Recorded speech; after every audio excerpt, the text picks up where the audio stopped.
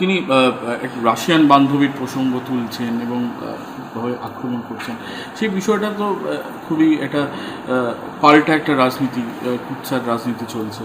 সেটাকে কীভাবে ব্যাখ্যা? যাকে নিয়ে উনি আক্রমণ করলেন তিনি ওনাকে এতটাই দড়কচা মনে করেন, মানে আমার নেতা অভিষেক বন্দ্যোপাধ্যায়, তিনি বিষ্ণুপুরের বিজেপির বিদায়ী সাংসদকে এতটাই দড়কচা মনে করেন যে দেখুন এত নোংরা আক্রমণ করার পরেও উনি মনে করলেন না যে ওর মতন একজন অযোগ্যকে পাল্টা কাউন্টার অ্যাটাক করা যায়।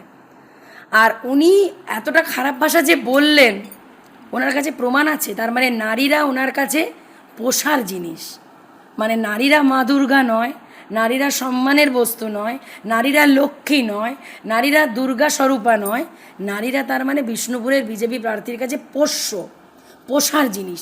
যেভাবে উনি শিলিগুড়ির রহস্যজনকভাবে অভিজিৎ রায়চৌধুরী, যিনি বিজেপির জেলা প্রেসিডেন্ট ছিলেন, তার স্ত্রীকে বিধবা বানিয়ে পুষে রেখেছেন, তাই উনি পোষা শব্দটা ইউজ করলেন, যেটা অত্যন্ত লজ্জার, অত্যন্ত বেদনার।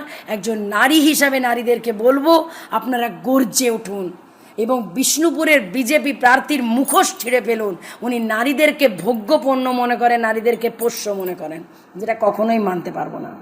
আগামী দিনে কি ভোট প্রচারের যে ছবির কথা বলা হচ্ছে, ব্যক্তিগত ছবি, সেগুলো কি সামনে আনবেন? আমি ওনাকে গুরুত্বই দিতে চাই না, বিশ্বাস করুন। আমি ব্যক্তিগত স্তরে বলুন, রাজনৈতিক স্তরে বলুন, ওনাকে এতটাই অযোগ্য অপদার্থ মনে হয়, আমি ওনাকে না কোনো গুরুত্বই দিতে চাই না। কারণ আমি উল্টো দিকে কে প্রতিপক্ষ আছে এটা নিয়ে ভাবিতই নই।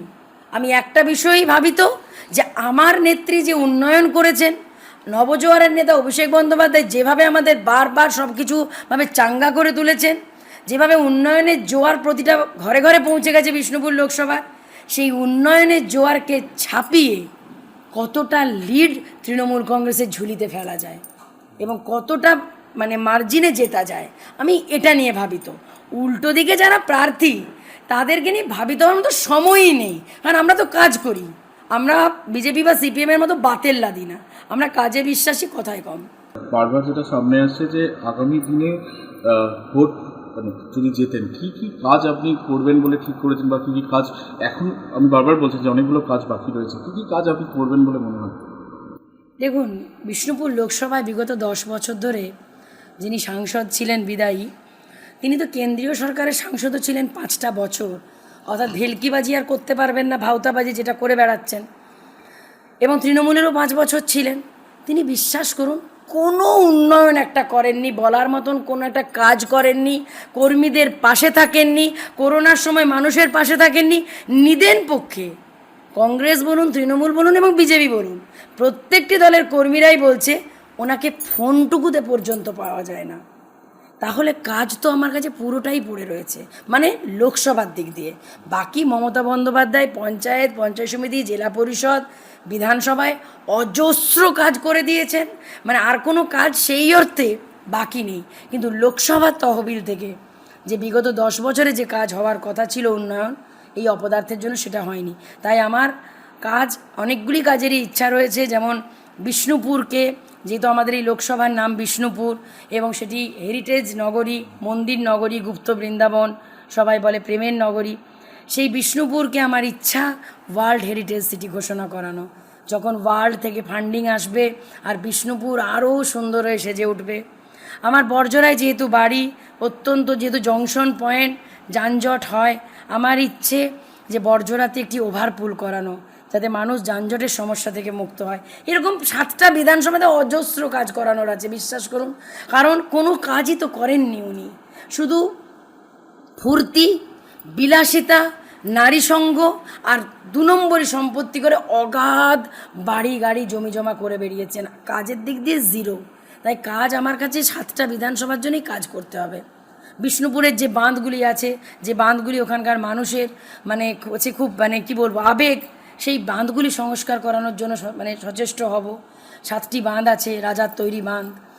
এবং ধরুন সোনামুখীতে চেষ্টা করব, যদিও একটু জমি সমস্যা রয়েছে, সোনামুখীতে একটি বাইপাস অত্যন্ত দরকার, খুব প্রাচীন নগরী, মাইতো মায়ের শহর, ইচ্ছে রয়েছে। এবং যে রেল লাইন রয়েছে ব্রডগেজ, সেই রেল লাইন ইন্দাসেই বলুন বা আমাদের জয়রামবাটিতে বলুন, যেটা কতুলপুর জয়পুর কানেক্টিং তারকেশ্বর, সেই রেল লাইনের ব্যাপারে আরও সচেষ্ট হব যাতে আমার মানুষরা আরও সহজে কলকাতা যাতায়াত করতে পারে। এরকম প্রচুর কাজ রয়েছে, প্রচুর কাজ রয়েছে। সেদিন আমি বাঁকুড়া বিকনা টু এর অঞ্চলে গেছিলাম, শানবাঁধা, সেখানে যে রেলের আন্ডারপাস রয়েছে সেই আন্ডারপাস নিয়ে মানুষ প্রচণ্ড সমস্যায় ভোগে। যেখানে রেলটা হচ্ছে কেন্দ্রীয় সরকারের দপ্তর, সেখানে দুটো কেন্দ্রীয় সরকারের সাংসদ থাকা সত্ত্বেও কিচ্ছু কাজ করেনি। আমি ওটা নিয়ে সচেষ্ট হব কাজটা করার, যাতে মানুষের সমস্যা মিটে যায়। বিষ্ণুপুরে একটা রেল নিয়ে সমস্যা আছে, সেই সমস্যাটা মেটানোর জন্য সচেষ্ট হব।